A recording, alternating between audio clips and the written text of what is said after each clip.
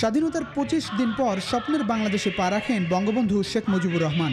শুরু করেন যুদ্ধবিধ্বস্ত দেশকে গড়ে তোলার সংগ্রাম। কিন্তু পারেননি বেশি দিন।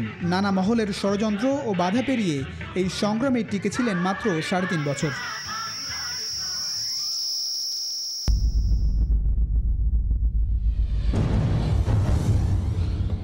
১৯৭৫-এর ১৫ই আগস্ট বাংলাদেশ হারায় জাতির জনক বঙ্গবন্ধু শেখ মুজিবুর রহমানকে, যার হাত ধরে পৃথিবীতে নতুন রাষ্ট্র হিসেবে আত্মপ্রকাশ করে বাংলাদেশ। স্বাধীন দেশে ষড়যন্ত্রকারীদের শিকারে পরিণত হন তিনি।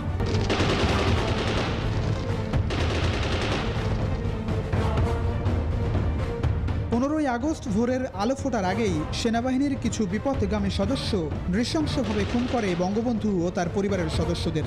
তখন সেনাবাহিনীর প্রধান ছিলেন KM শফিউল্লাহ। দাবি করেন বঙ্গবন্ধুকে হত্যার ষড়যন্ত্রের কিছুই টের পাননি তিনি।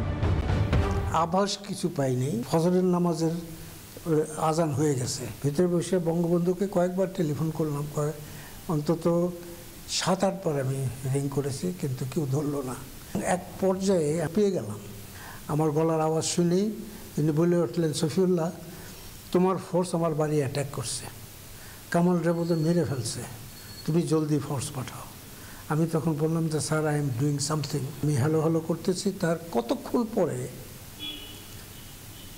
আমার এই টেলিফোনটা মনে হয় উনি টেবিলের উপরে রেখে দিয়েছিলেন, যে আমি কিছু গুলির আওয়াজ পাই। আমার মনে হয় দিস মাস্ট বি দি জানান বঙ্গবন্ধু দেশে ফিরেই সেনাবাহিনীর দায়িত্বে বসান তাকে। তবে প্রথমে তিনি তা নিতে আপত্তি জানান। পরে দায়িত্ব নিলেও পাশে ডেপুটি চিফ হিসাবে জিয়াউর রহমানকে বসানো বড় ভুল সিদ্ধান্ত ছিল বলে দাবি করেন তিনি। আমি কিন্তু এক পর্যায়ে হইতে চাই নাই। আমি অফিসে গিয়ে প্রথম আমি জিয়াকে টেলিফোন করি। জিয়া তখন ব্রিগেড কমান্ডার কুমিল্লাতে। I have been asked to take over from general Osmani. Okay Shafiullah, good bye. মানে আমাকে কংগ্রেচুলেশন তো দূরের কথা, it's a good bye. Deputy chief appointment create করে জিয়াকে সেই অ্যাপয়েন্টমেন্টটা দিয়ে আমার পাশেই বসাই দেওয়া হলো আর কি। যদি ওই সরকার যদি কোনো ভুল সিদ্ধান্ত নিয়ে থাকে, এটাই ছিল সেই ভুল সিদ্ধান্ত, কারণ এ তো কখনো এটা মেনে নিতে পারে নাই। অভিযোগ আছে ইতিহাসের নৃশংসতম এই হত্যাকাণ্ডে অন্যান্যদের সঙ্গে জড়িত ছিলেন সাবেক এই সেনাপ্রধান। অভিযোগ নাকচ করে দিলেও নিজেকে ব্যর্থ সেনাপ্রধান মানছেন তিনি।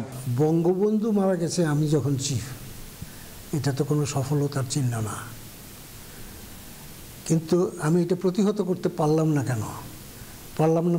যারা নাকি associated with me, they betrayed with me.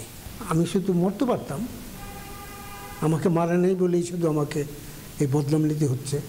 বলেন উচ্চপদস্থ সেনা কর্মকর্তাদের উপর নিয়ন্ত্রণ রাখতে পারেননি তিনি। রাষ্ট্র ক্ষমতা দখলের লোভে খন্দকার মোশতাকের নেতৃত্বে তারাই জাতির জনককে সপরিবারে হত্যা করে।